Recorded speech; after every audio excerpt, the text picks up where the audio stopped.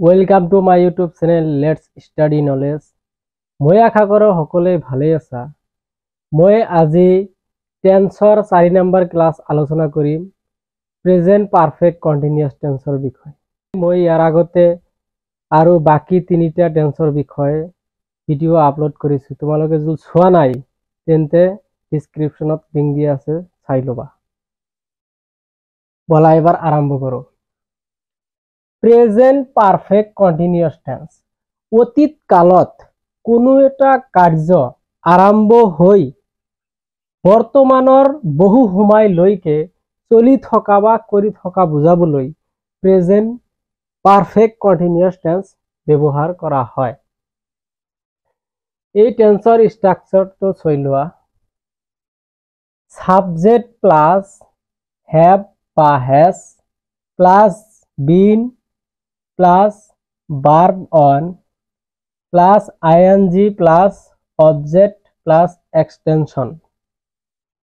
যেনে I have been watching TV since morning. এইটো হল subject, be verb, verb on লগতে ইয়াত ing যোগ হৈছে।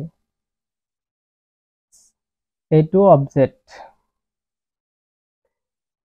ইউজ অফ বি ভার্ব এই টেন্সত বি ভার্ব কেনেকৈ ব্যৱহাৰ হয় এইটো চাই লোৱা।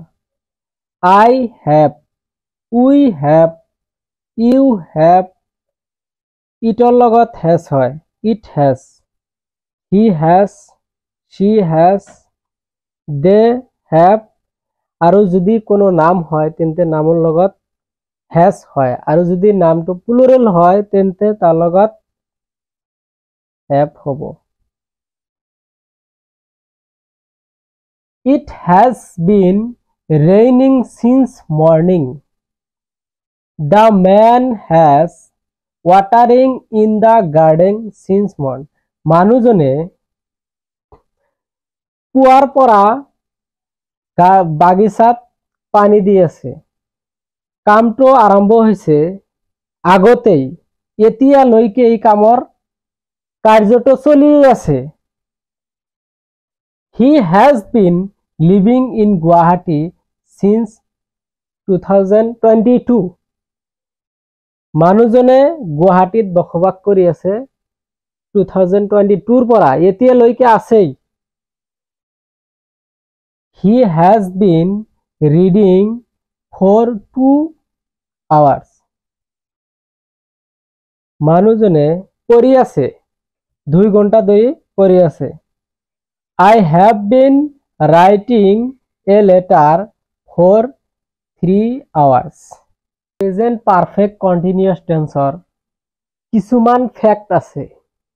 এজন ইংৰাজীৰ ষ্টুডেন্ট হিচাপে এই ফ্যাক্টবোৰ জনা অত্যাধিক জৰুৰী, প্ৰয়োজনীয় হয়। ফ্যাক্ট নাম্বাৰ 1, ফৰ আৰু সিন যদি কোনো বাক্যত থাকে তেন্তে বাক্যটো প্ৰেজেন্ট পাৰফেক্ট কন্টিনিউয়াস টেন্সত। ফৰ অসমীয়াত ধৰি অৰ্থ দিয়ে, যেনে তেওঁ 2 ঘণ্টা ধৰি সাইকেল চলাই আছে। সিন্স অসমীয়া অৰ্থ হল পৰা, তেওঁ পুৱা আবেলিৰ পৰা ৰানিং কৰি আছে, দৌৰি আছে। ফৰ পিৰিয়ড অফ টাইম বুজায়, সিন্স পইণ্ট অফ টাইম বুজায়। ফ্যাক্ট নাম্বাৰ 2, সিন্স আৰু ফৰৰ আগত যদি কোনো সেন্টেন্স দিয়ে থাকে সেইটো সেন্টেন্স আমি প্ৰেজেন্ট পাৰফেক্ট কন্টিনিউয়াস টেন্সত কাৰেকশন কৰিম। আৰু যদি সিন্সৰ পিছত যদি কোনো সেন্টেন্সৰ কোনোবা অংশ থাকে তেন্তে সেইটো অংশ আমি পাস্ট ইনডিফিনিট টেন্সত কৰিব লাগিব। ফ্যাক্ট নাম্বাৰ 3 হল non conclusive verb. Non conclusive verb কোনবিলাক? যিবোৰ ভাৰ্ব আইএনজি ফৰ্মত ব্যৱহাৰ কৰা নহয়। আইএনজি ফৰ্মত আমি ব্যৱহাৰ কৰিব নোৱাৰো। যেনে সি আছে, সি চিৰ লগত আইএনজি ফৰ্ম নহয়, আইএনজি ব্যৱহাৰ নহয়। সি, হিয়াৰ, নো,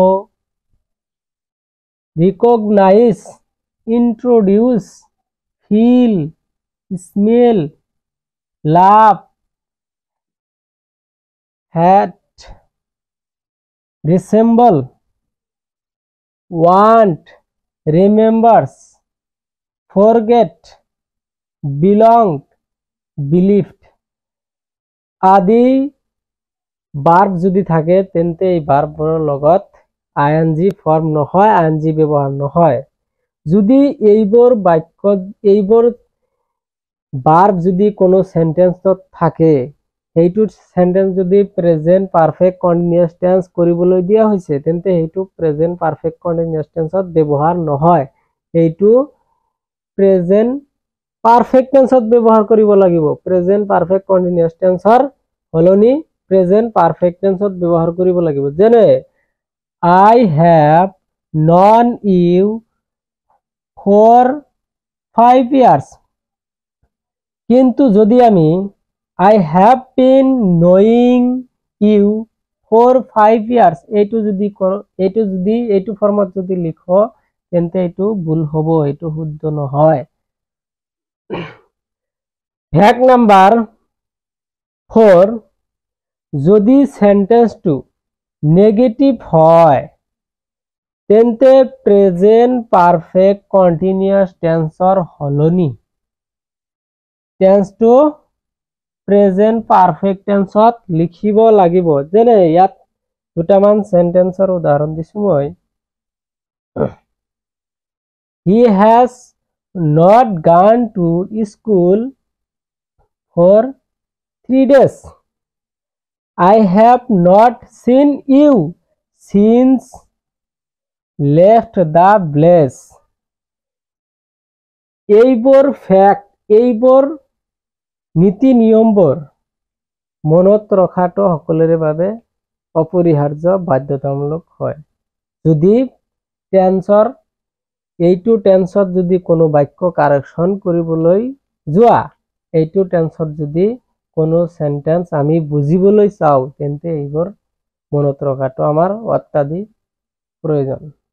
আমি নেক্সট ভিডিঅ'ত এই টেন্সৰ কাৰেক্ট টেন্স বিলাক আলোচনা কৰিম।